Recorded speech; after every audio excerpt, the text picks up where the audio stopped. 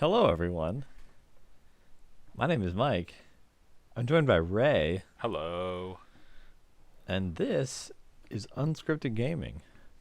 Josh has the day off, so we're this is just gonna be a duo, and it's just gonna be your usual post game of the year, January Unscripted Gaming, folks. That's such a lie. There's so many things different since the last time we recorded.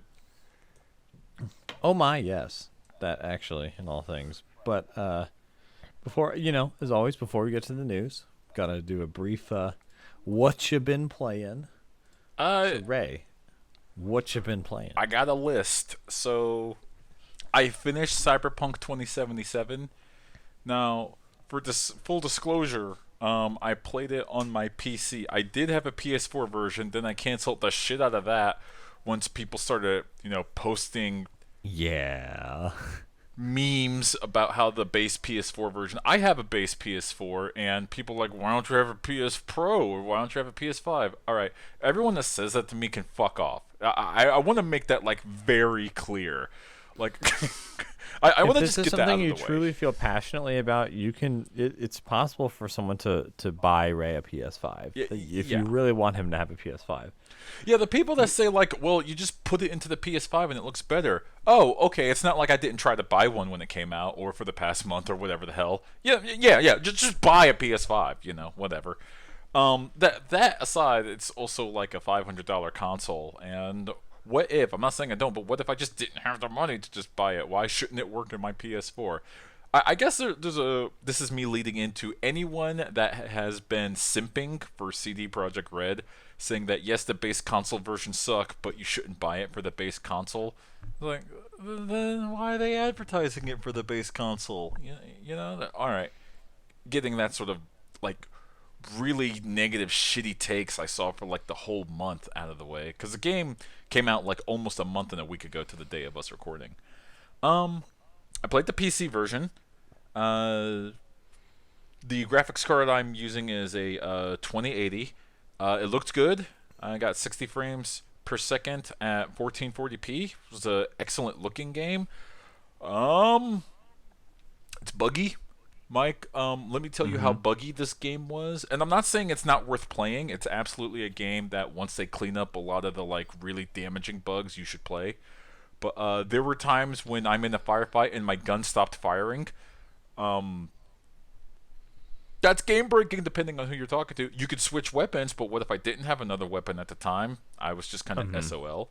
Um, there was a whole class of sniper rifle where in my save file it was impossible for me to mount a scope onto it. So I just had iron sights on a sniper rifle, and I was like, "Is this the way it's meant to be?" And then I found this exact same sniper rifle that the enemy was using, but they had scopes on it. I'm like, "Oh, okay, so this is just an epic bug that never didn't get fixed or wasn't fixed in time. That's fine. Okay." I have encountered bugs where I encountered the game-breaking bug that I had to completely restart the save file, where I took out an enemy and the enemy's corpse blocked my way through a path, and I Mm-hmm. couldn't dismantle the corpse. It was a robotic corpse. It was just it was on the catwalk, and I needed to get past this catwalk to progress.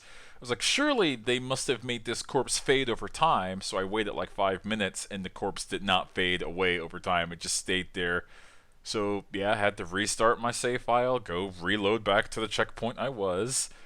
I've encountered bugs that made the ending of the game look janky, and I got in two different endings of the game. There is one, in my opinion, the best ending of the game. That is Mm-hmm. that is an ending called the Star ending. That's the only spoiler I'm gonna give. It's based on tarot cards, and I got the Star. And in my opinion, that is the best ending you can achieve inside Cyberpunk 2077, because there are 8 endings to that game. Uh, it's a good game. It's got the cyberpunk feel. It's The driving isn't that great, but driving around the city, Night City, feels good. The music is bumping. The the combat mechanics of when you're actually like engaging with gang members feels Mm-hmm. good. The storyline is fun. Keanu Reeves plays one of the funniest sidekick characters I think I've ever seen in a video game, and he's funny for all the wrong reasons. Because he's haunting you. I'm not giving away what happens, but something happens and Yeah. Keanu Reeves is haunting you. And the fact that he's constantly just haunting you as a ghost that won't go away is just peak humor. Because there's a lot of humorous moments where he's perfectly aware that he's a ghost, and you know he's a ghost, and he just does things that only a ghost would do. And I don't know, I found some of that shit hilarious. Like it, and I've gotten the vibe that he is actually like they do a good job of him being like an asshole, but also very like kind of compelling. Like you don't like him, but you are.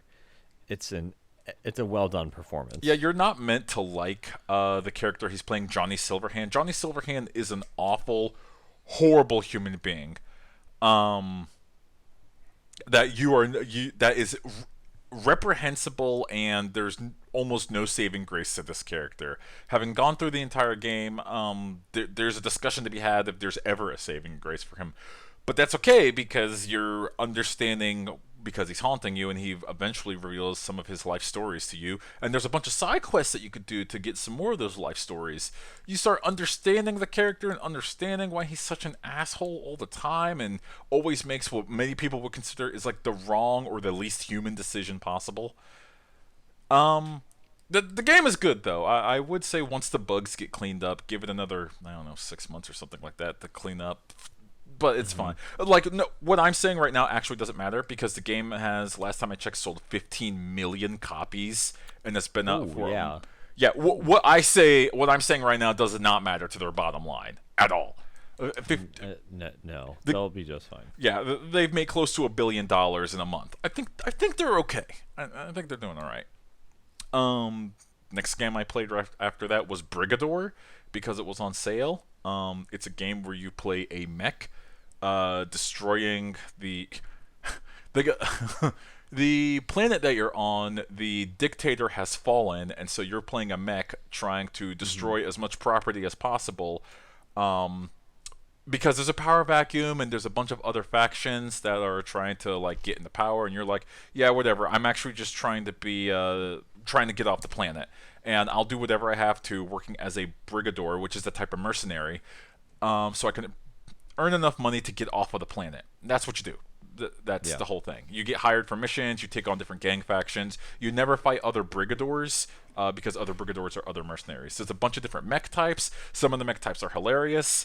One of them is called the Treehouse. It's just a bunch of like car wreckages stacked on top of each other. And it's got mounted with like machine guns and caustic missiles and that like start decaying metal around it. It's a fun video game. I don't know what else to say besides it's a hilarious video game. There's a mech in it. It's not really a mech. It's called the Party Bus. It's literally just like a 1970s VW van with a machine gun mounted to it. And whenever you hit the horn button, it starts playing rock and roll. Like continuously. It's a continuous track that doesn't end. And I'm stealing this from Mandalore Gaming. The purpose of playing the Party Bus is to play the horn while doing as much damage as possible. That's how you have to do it. You pick the Party Bus, you party with it. After that game, which I do highly advise Brigador if you're into mech warrior action, I played The Outer Wilds. Oh, that's right. I forgot you had mentioned that. Yeah, it got a lot of people's like Game of the Year last year, I think it was. Yes. And I decided to pick it up to go ahead and see what made it so good. I can see why a lot of people love this game. It is a space exploration game where, for reasons I won't get into, time keeps looping, and you keep having to figure out how to stop the time loop that you're in. And the reason why time keeps looping is because the sun in the middle of the solar system that you're in keeps exploding. And you've got like we'll take Outgame equivalent. You've got half an hour each game, like a real life half an hour, and then the game, it's like a couple days, to figure out what's going to happen, how much of this mystery can I figure out before the sun explodes again. And that's the entire game. You're trying to figure out the giant mystery. I got as far as I could, not going to lie. I got frustrated at a very specific section called the Dark Bramble. People that have played this game know exactly what I'm talking about. I just looked up the ending online. I'm like, I've gotten as far as I wanted to with this game. I know what I have to do. I just don't want to actually do it. And it's one of those story-based games where, like, for me, it didn't matter. I respect anyone that wants to finish it, though, and I didn't. But the ending is good. And the game itself is good. I highly advise if you got $20 and you're looking for an introspective space exploration game, give it a shot. Oh, and it takes the concept of space exploration, like the physics of it, pretty seriously. So you can crash land onto a planet if you're not adjusting your thrusters, get to the planet down correctly. Just if you've played Kerbal Space Program, you'll probably know a little bit more what I'm talking about. I did that many times. Of course, you crashing into the sun a lot. After the Outer Wilds, I decided to dumb down my gaming experiences. So I've been playing right now Metal Gear Rising: Revengeance, and I was in the mood for some junk food video game, but man, I this is a little too much junk food. You know what I mean? It's like a bad Bayonetta, and I know that's really reductive to say, but it plays like a bad Bayonetta. It doesn't play like a Metal Gear game. It doesn't play like a Bayonetta. It's made by the same company, Platinum Games.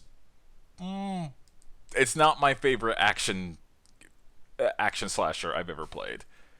It kind of makes me want to play like Devil May Cry 5, honestly, playing through this. And of course, as you can attest, Mike, I've been hopping back into Smash Ultimate since Sephiroth got added as a character. Yeah, we've been doing a couple of friendlies back and forth just to check how we're doing. We might do some video stuff with that since you have also recently purchased a capture card. I did purchase a capture card. I uploaded some of those videos onto the channel. Ah, well, very good then. So we'll have to keep an eye out for our I don't know what we would call it. We'll have to think of something we can, fun name for that series of that particular series of capture. We'll have to do some. I've just called it for the meantime smashing. Very good. Smashing with a 5 instead of one of the S's, just because it's Smash 5. Anyways, enough about silly old me. Mike, what you been playing? Well, I think for the first time in unscripted gaming history, actually, I am going to submit a change. Change to my top 5 for the past year. Because of a game I've played since we've recorded this podcast. And I'd like to tell you what that is. I think I have an idea, but do tell. I'd like to just, kind of rearrange things a little bit. My number 5 game of the year in 2020 is let me think here. It's Aerith. Her combat moves are not that fun to really play with. I appreciate her healing as an off character, but I just don't really like her gameplay that much. Number 4 game of the year 2020 is Tifa, my girl. Love Tifa, brawler with a heart of gold. My favorite RPG trope. I love that. Number 3 is Cloud. I like his big sword. I like how dumb he is. I think that's very funny how dumb he is, and I like that a lot. My number 2 game of the year is Barrett, because he's the most kick-ass person alive. He's 100% correct about absolutely everything he says. I knew you would love Barrett. I am absolutely on Team Barrett, and I will die for him and the causes with for he fights. And my number 1 game of the year is, there's actually a cool game called Final Fantasy VII Remake that has all of these characters in the same game. And I played through it, and I really, as someone who never played the original Final Fantasy, I really liked it. I thought the music was all really great. I liked the like kind of the real time kind of combat system. Uh, some of those fights are really great. I love I think all the voice acting is super good. Just some really like I really burned through it so quickly just because I really got into the story. I already have like really gotten into all those characters. I just I don't really have a ton else to say about it other than I just really enjoyed it. It had been a while since I guess it had been a while since I've really played like a JRPG. Mm-hmm. I think honestly the last one I played that you could call a true JRPG was Tales of Vesperia when that first came out forever ago. Jeez, that was like 2008, wasn't it? Yeah, it's Damn. been a while, so Yeah. I hadn't really ducked into the genre in a long time, so it kind of felt fun to go back to it, and again, I really liked Final Fantasy VII Remake, and I have I'm so really much on board to see when the next one comes out because I think I think I might be a day one next time around. I'm excited. I wanted to talk a little bit briefly with you about it. We're gonna get into some spoilers here, so I don't think Josh is beat. Josh, if you're listening to this, stop listening right now. And anyone that hasn't beaten the game, let's get into a little bit of spoiler action. I last time I played Final Fantasy VII all the way through, end to end, was the very first time I played it back when I was like 14. And so I've been waiting with like bated breath for this specific remake to come out, and I was like wondering, is this game actually going to give me the nostalgia I'm looking for? Yes! Yes, it is! Yeah. From the very first moment you see that spiky-haired dumbass flip off the train, and then they play the fucking music that dun dun dun dun dun dun dun dun dun dun dun, but it's a big band symphonic version, and you're like, they've done it. The music is great. They've absolutely done it. They did it. Those motherfuckers did it. They brought it back. And like when the Airbuster shows up and then you get like the fight theme with like the guitar. Oh, very good. That version, the Airbuster Very theme of sick. Those Who Fight Further. Oh, there's like 20 different. I think I said it before the first time the game out. There's like 20 different iterations of the fight song, and they're all good. Not a single one of them is bad. One of my personal favorites being the gym workout one, where you're either doing pull-ups or you're doing squats. The EDM version. Oh my gosh! I can't say enough like good things about Final Fantasy VII Remake. I'm glad you got to experience it. You had some questions about the ghosts. I guess one other thing I want to say, I guess, just about the game that I really liked is I really like all the characters. No duh. But I think I just really liked. I feel like this game does a really good job.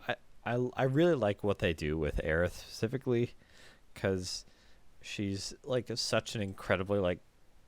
It's a kind of a good like, with what she does in the story. Mm-hmm. It's a good like example of how power isn't just your ability to do violence or destroy. Like her, like you kind of tell, I mean, it's pretty obvious that if you haven't played this before, that there's something special about her. But in the game, you don't really know what's going on there, but you know that this person has like not naive. She's not naive. Like she's smart, but she's like intelligent, but still has like such an incredible kindness and selflessness that feels like that is like very uncommon for this world. And it's like really, they write her in that like she's different, and like something about her is like she's not of this place, because no one who has gone through what she has would be like the way she is unless she was something like they just I just really appreciated how they like portrayed how like strong of a character she is, and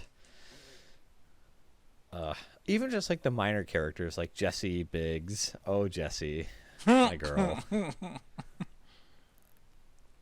just She's so yeah. thirsty. Yes. The thirst never So, stops. but yeah, I really loved all those characters, and this game was really good. And Ray, okay, ghost time. Okay. Let's talk about them ghosts. All right. I pretty much know what's going on with the ghost, but I want to hear your theory.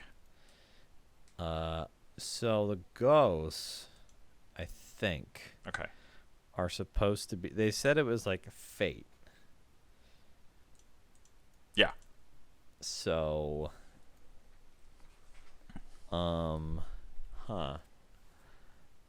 I mean, because I was kind of thinking are the because the ghosts aren't the Sephiroth clones, like the Black Hood guys. Like they're a different thing, right? Yeah, they're a completely different thing. So is like, because that's the one thing I think was really weird, because towards the end of the game, like Barrett, like Sephiroth kills Barrett, but a ghost like kept Barrett alive. Mm-hmm. So I'm like, does Sephiroth know that this is a remake? So, again, spoilers. The ghosts are supposed to be us, the people that have played the original 20 plus years ago. And we are saying, like, no, that's different. You're doing it wrong. yes, exactly. And you, the player character, are fighting against that to say, like, no, this is something different. We are fighting against whatever reality you are trying to shape. Like, I kind of figured that was the vibe. So I'm glad that that's what you like, see it that way. Wedge, that's sick. Wedge dies in the original game. He absolutely dies. Biggs dies, Jesse dies, but you see a bunch of ghosts hover around Wedge and they're trying to kill him. Like, you're not supposed to be here. You're supposed to be dead.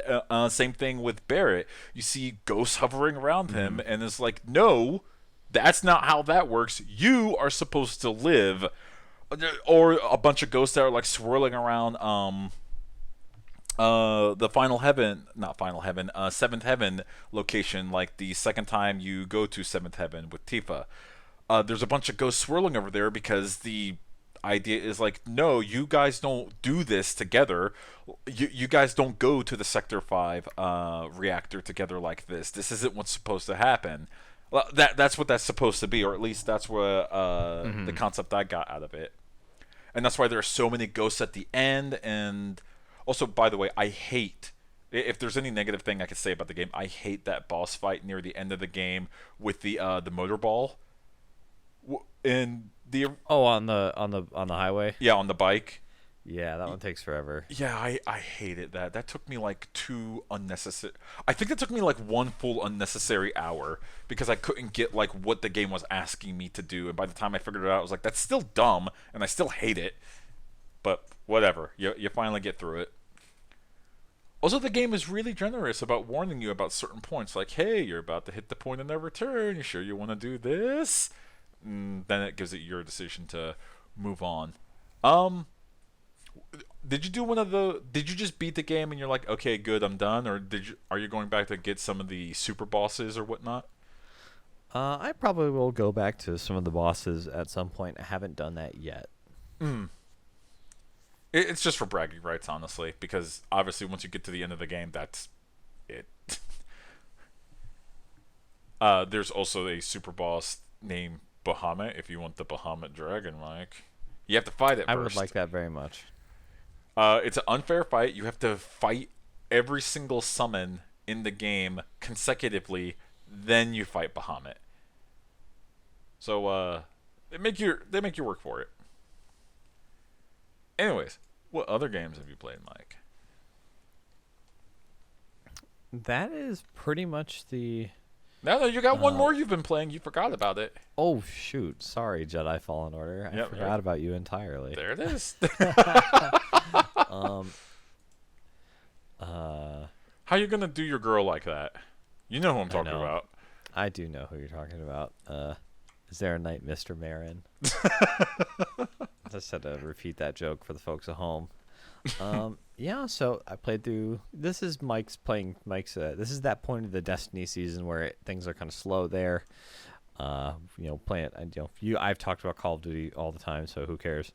So this is my catch-up time, and Fallen Order is. It's got a little bit of Dark Souls, a little bit of Uncharted. I like Dark Souls games, and I like Uncharted games, and I like Star Wars when it's good and not when it's bad. So this was something that should have been on my radar, and I was happy to finally get around playing it. I don't really feel the need to, because I kind of mainlined it, so I don't really have the need to go back and dig around too much. I'm sure that there's probably some pretty cool Easter eggs hidden here and there, because there's a couple secret bosses I did. But I don't know if I'm pretty happy with where I ended up with that game. But I really liked that too. Like, I thought it was a really cool story. I really like the crew. I really liked Cal as a character. I think he's, scrappy, thoughtful, but also like kind too, which I appreciate. And just like there's just a lot of details I really like. Like, I like how the mask, like the scars on his face from like his, rebreather mask from his old job are still there invisible through the entire game. Like, I like that. I like details like that. You can tell that they put a lot of thought into what that means for that character and what they're saying. So overall, I thought it was just a great kind of Star Wars story.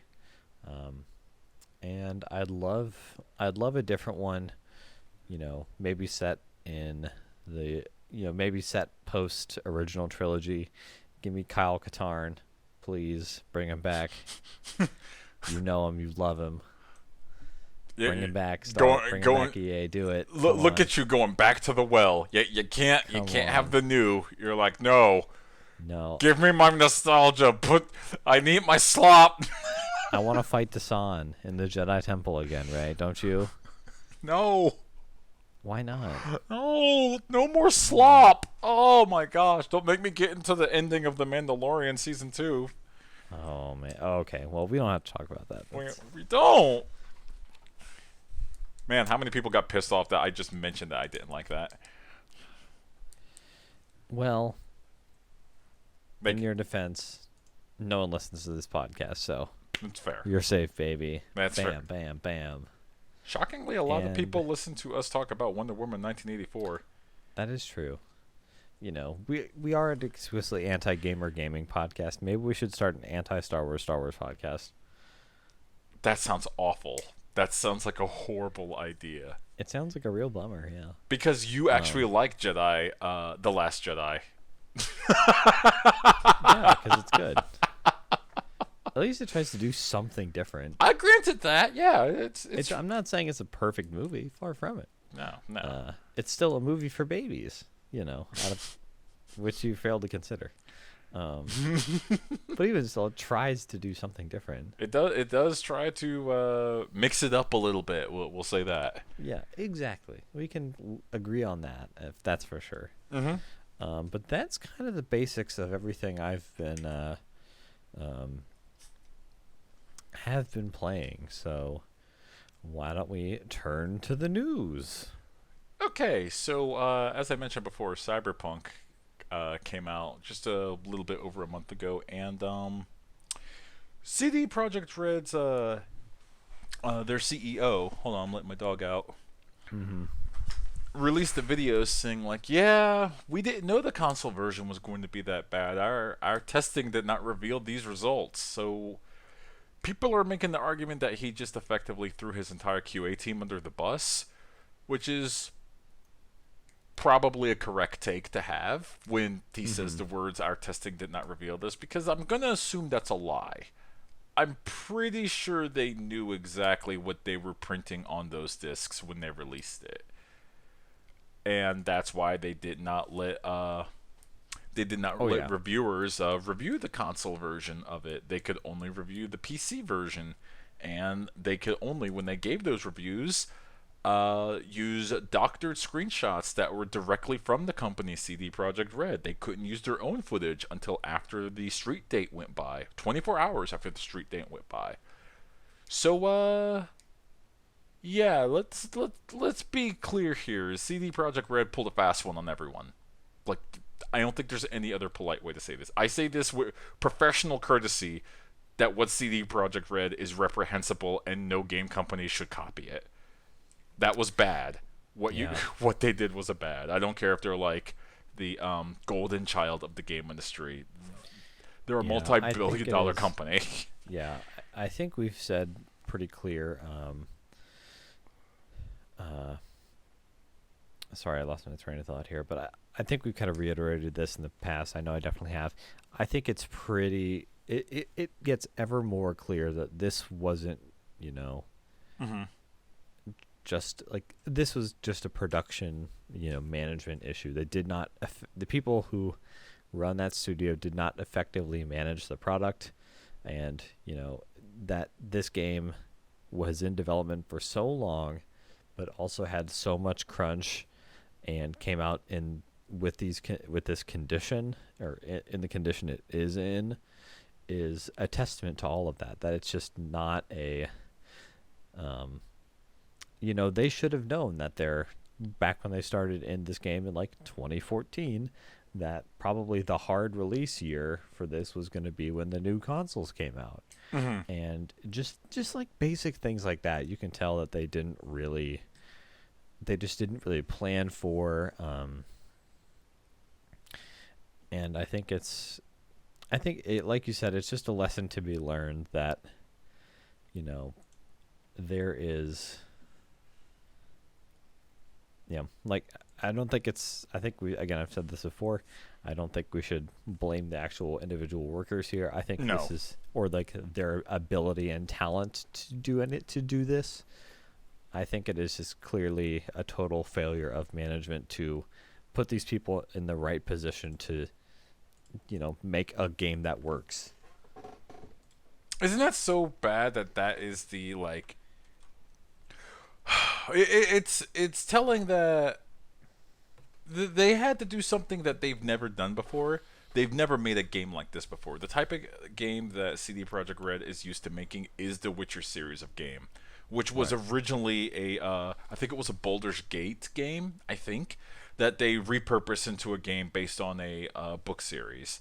And they're like, okay, we'll take this game that was originally a board game and we will make a completely different, brand new open world game. And I guess they started major development on it since 2016, which is fine. That makes perfect sense. And they decided we've delayed it too much. We have to get it out the door. We have like shareholder expectations to meet. And here's the game. And it gets memed a lot. Doesn't matter. A bunch of people still bought it. So anyone that has an issue with that, whatever. But yeah, I'm sure a lot of the workers that worked really hard in the game have a lot of really hard questions for some of the management and maybe the directors on their team. I saw one, this was from Twitter, so take it with a grain of salt. I saw one person hop on there and just kind of popped off, and it's like my personal hero that says, "Don't you guys find it ironic that we built a game about dystopian corporations overtaking people and consequently humanity when you guys crunched us to release a product that people are making fun of now?" It's like, ooh, yeah. Ooh. Yeah, like the development of Cyberpunk is more of a Cyberpunk story than probably what is actually in the game. to a certain extent, yeah. To an extent. Like the story of Cyberpunk, this is not a spoiler, this is just my take on it. It doesn't do a lot with the concept of you're constantly building out, like, over-machining your body. You could switch out your entire arms for what's called mantis blades, so you could pop out knives that come out of your forearms and whatnot, and, you're like a little mantis just hitting people. By the way, if you ever do that while playing the game Cyberpunk, that's the most overpowered thing you could possibly do in the game. They didn't balance the game around the fact that people could get mantis blades in, like, hour 3, if you really tried. There's also the possibility of, it costs a lot of money, but you can get these cybernetic enhancements that make your legs, giving you the ability to jump 3 times in the game. The game's not really built around the fact that you should be able to do that. Ooh. but you can, and so just go for broke, I guess. I don't know. There's a lot of really busted things you could do in the game. Oh, I never mentioned this in my I was playing Cyberpunk section. I forgot to mention it. The game's economy is broken. I'm kind of getting to that as I'm talking right now. The entire economy of the game. It speaks to the crunching that they had to do for the game because the economy is so busted. They have a crafting system in the game. It doesn't work. None of it works. By the time you're able to craft legendary, no, I'm sorry, step that back a sec. So, there's common, white, uncommon, green, rare, blue, legendary, purple, and epic is, or you can swap legendary and epic, doesn't matter. Purple then gold. By the time you're able to craft purple items, like you find a bunch of the materials to start crafting that shit, you're finding the gold items just on the ground. And you're like, I don't want to craft weaker shit. And you're in this constant catch-up loop of trying to craft better stuff. You can't ever craft better stuff than you can get. There's actually not enough points, like ability crafting points you can earn in the game to max out any abilities or any tech trees in any menu in the game. That's how broken the economy is in the game. If you want to focus, I want to max out the pistol tree, you can't. You don't have the time. The only way you max out the pistol tree is if you put 200 hours into that game, and there's genuinely not enough content in the game to put 200 hours in before you're just hunting for stuff to do. You're forcing things to do. You're forcing events to happen and such. Sorry, that's speaking to the crunch of the game, that they just didn't have time at all for this game, and that sucks. It's going to take them another year or so before they polish this game to the perfection that they wanted to release it in. And that's fine. There are plenty of people that are going to be along for the ride, but I don't know. That feels probably kind of bad if you're one of the developers on it. Who knows? I don't know. That's a bigger topic. Maybe they shouldn't have. Obviously, it's academic in hindsight to say maybe you should have done this. Yeah. But yeah, maybe reducing the scope in the long run would have been better for the game. Everything that there's a Reddit thread that says here's everything that they're promising you're able to do in the game. Here's an example of something. All right, pay attention to this, Mike. Okay. They said in 2016 that CD Projekt Red is building a police system into the game where you could bribe cops. And if there is a bad cop that you get on the bad side of, that cop will become a bounty hunter and start hunting you throughout the game. That sounds kind of fun, right? Okay, yeah. Here's what happens to the police when you anger the police in the game. Wherever your line of sight is, because it's a first-person game, if you anger the police, their backup just appears behind you. They materialize instantly behind you. Just boom, 3 police officers and maybe a police mech. And it happens. Personal kid. Exactly. It happens every single time you turn and spin around. So if you accidentally I've tested this myself. You take a shot at a police officer, and he's like, I'm down, requesting backup. Immediately, there are 4 police officers behind you when you turn around. And now that since you've turned around and you've moved your line of sight to these police officers, there's 4 more police officers behind you from out of nowhere. And that continues into a pattern and repeats. And there are videos online of just people noticing, what happened to the police system in this game? Why is it they just appear? That there is no bounty hunting thing, but is what I'm trying to say. They ran so far at a time that they half-assed the way police just start chasing you. They just appear out of your cone of vision. It's stuff like that takes you out of the experience and reminds you, oh crap, I'm just playing a video game. You know? Anyways, that's CD Projekt Red. They're gonna be fine though. They have an extra couple $1 billion to play with out of the sales of those games. That's true. In I guess other news, one I definitely want to talk about that is kind of on the beat of big company doing a bad thing that we always love to dip into. It has been reported, and it is confirmed, that it seems where did my article go on this? Ba-da-ba-da-ba-ba. At Vicarious Visions is shutting down, and they are being merged into Blizzard, and that's it. Man. This is after they, after they remade, they did the Tony Hawk 1 and 2 remake, which was a stellar game. It plays absolutely just the way like you feel it. It's a blast, and it's kind of wild that is what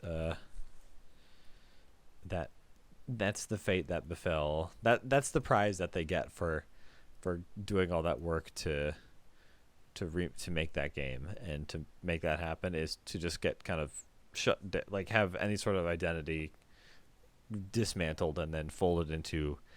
I think specifically they're working on a Diablo 2 remake now, but now they're just part of Blizzard. I don't know how to feel about this story, honestly. It must feel good to know that you have that much job security. Yeah, You know? like that is a good part of it. Like that would be the advantage.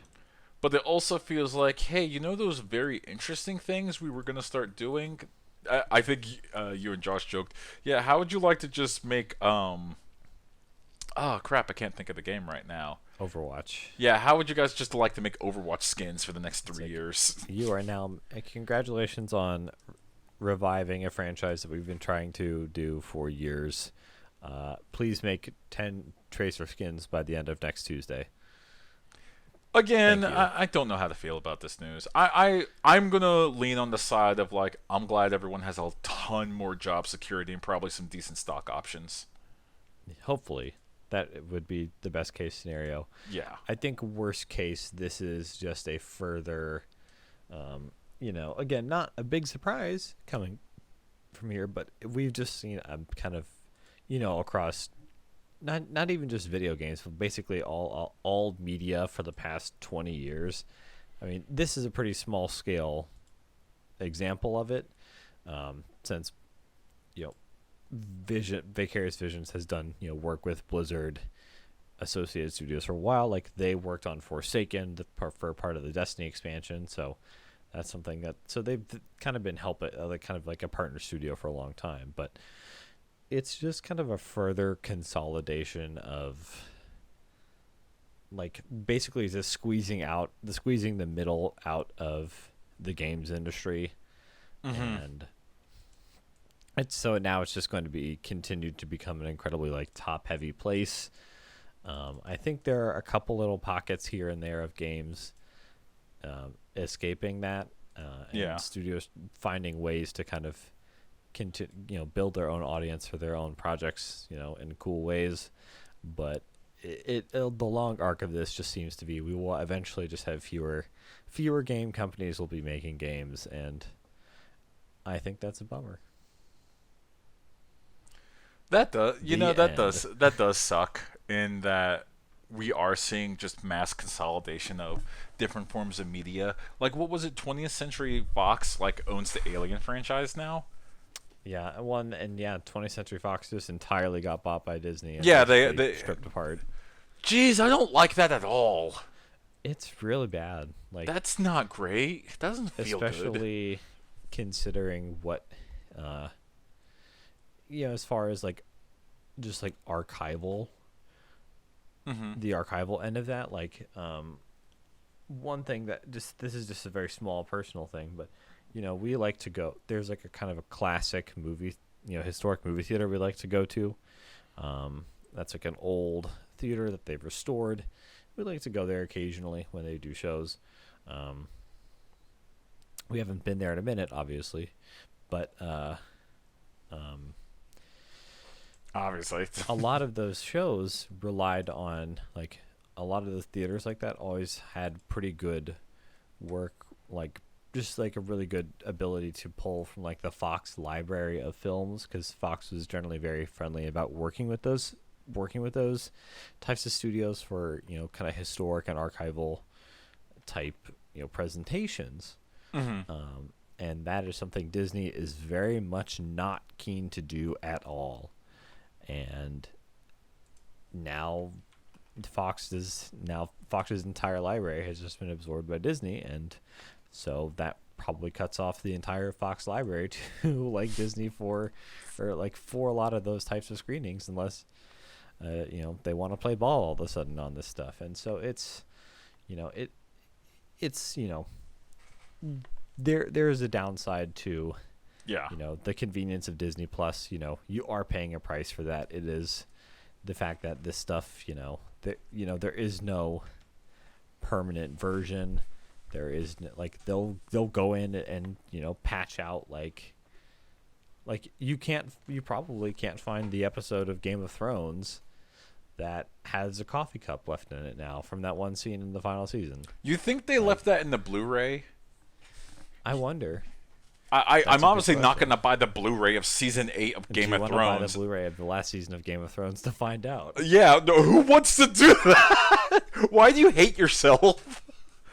But if they had the coffee cup in there, I might consider it just for archival purposes, just to say, look how much of a fuck they stopped giving. Each one of these episodes was like $5 million each. You think they could have shot them and done their dailies correctly and says, hey, is that a Starbucks cup just sitting over to the side? Maybe we should at least edit that out or something.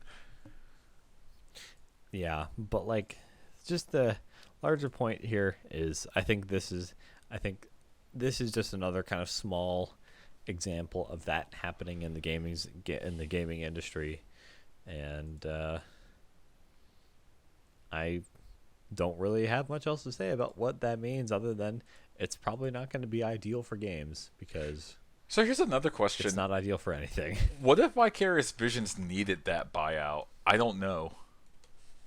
That's true. Maybe they really maybe they needed that. I guess I would be surprised if they were in pretty dire straits, because I think they've been pretty financially, and I mean, I don't really know. I'm just kind of speculating here, but sure. I mean, I don't know what the sales numbers for Tony Hawk were, but actually, I'm looking that up right now just to see what they were. Because I know it had much critical acclaim, so I guess I would be surprised if they were, Hey, it sold 1 million copies in 2 weeks. That's good. That must have done well. Yeah. So that. I guess I would be surprised if they were in truly dire financial straits. Yeah. Okay. I feel you. But I couldn't really speak to that. I don't know if they needed to buy out or not. I actually don't know. I'm looking at the last several games they made before Tony Hawk Pro Skater 2. They also made the Crash Bandicoot Insane Trilogy. They were the support team for Destiny 2 when it was coming out. Yep.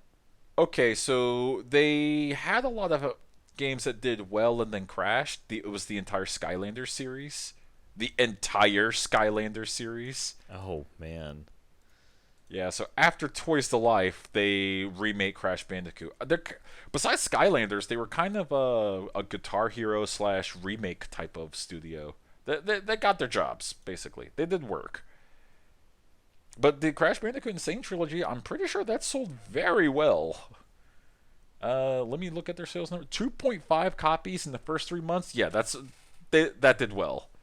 Yeah. That did excellently. Unless they needed it to do extreme numbers. I don't know.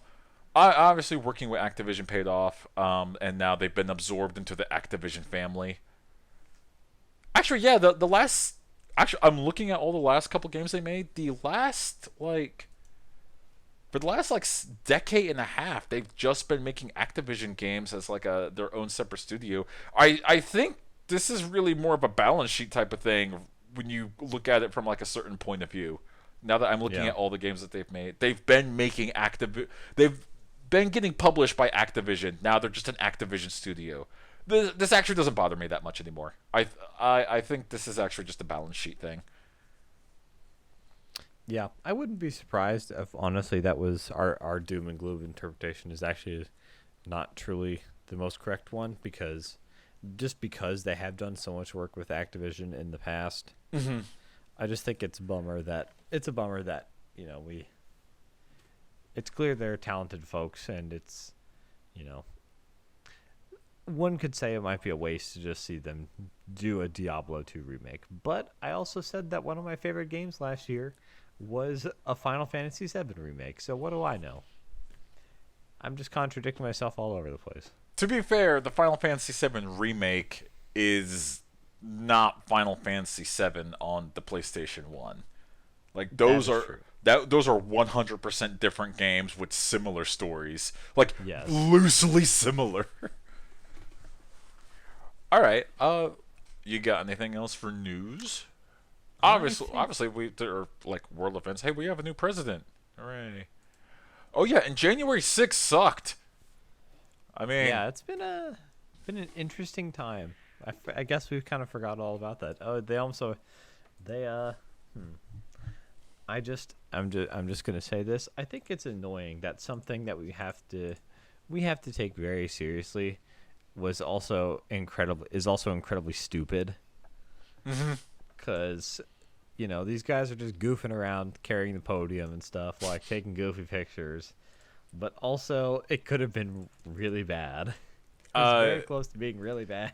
not to get too political, but like Cori Bush posted on her Twitter, like one of the people that threatened her life back in like June of 2020 was at the Capitol raid, and he posted on his Twitter before he stormed the Capitol that he was coming to end her life. So yeah, it ended up being like just dumb and stupid, but it could have gone sideways real quick if certain actions weren't taken at the correct time. Yes. So that was weird. It's over now, but that was a weird day. We don't have to we don't have to get into the particulars of like, because we're gonna descend down into a dark hole if we get into the particulars of that. We shouldn't do it. Don't do it. Yeah, we can't do that. Don't do it. All right, we should end it here. Well, folks, if you're listening to this, you know where to find us. As well as Josh. So if you got here, congratulations. Come here next time. We'll have some stuff for you. We promise. My name is Mike. My name is Ray. Peace.